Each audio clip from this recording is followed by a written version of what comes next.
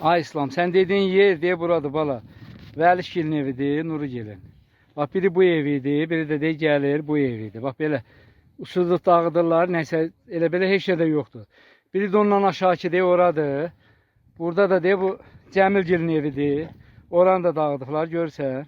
Deyə Cəmilgilin evi. Hə, amma qabaqdakılar durur. Bir 3-4 dənə evi uçurduq dağıdıblar, amma yerindədir. Daşıyıb eləməyiblər heç nə. Hə, yəni belə qalıbdır. Da başqa bir şey yoxdur. Hə.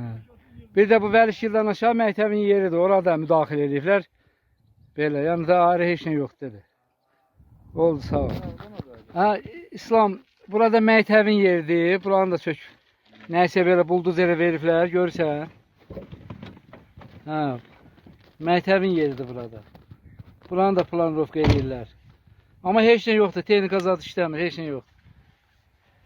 Elə belə nəsə dağıdıb düzəldiblər.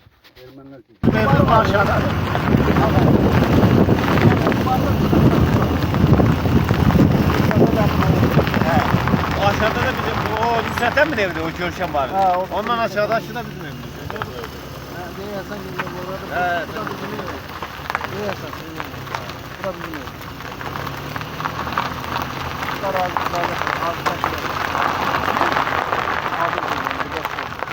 Abış o. Yok, ben yok.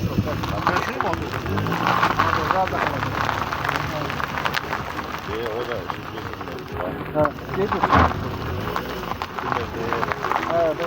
Ha, ha, sen.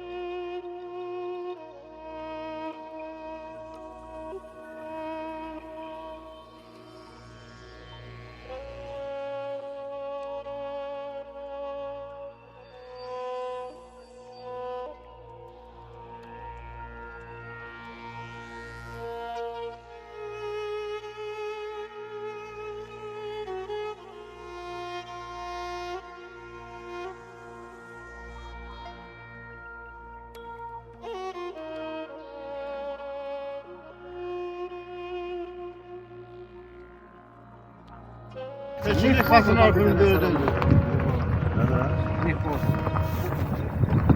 Herkese seçili katın arkını gördü öldü. Yok, diye o düzen yalın var ya. Yo Şamil abi nazaret söyledi seçili herhalde. Ya bu kara gaydı. Yo ben oran değilim. İskender'in seçildiği değil ona. İskender'in. Yani ben oradan gidip ağaç kırmışım. Şamil abi ne yadımda da.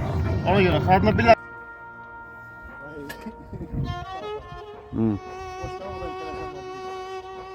Bu da kara gaya. Düz kara gaya. Bir bak. Ay da. Ay gündüz gaya. Bak bu da kara gaya.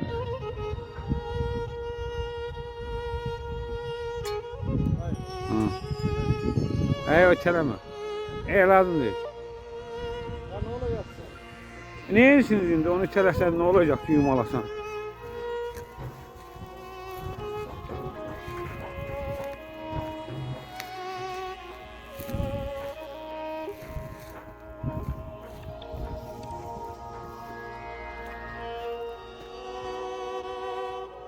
Hadi bak mantarın arka taraftan görüntüsü.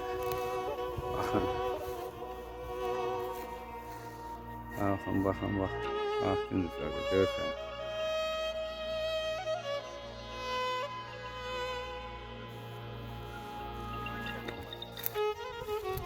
Orada köhne tuttuk.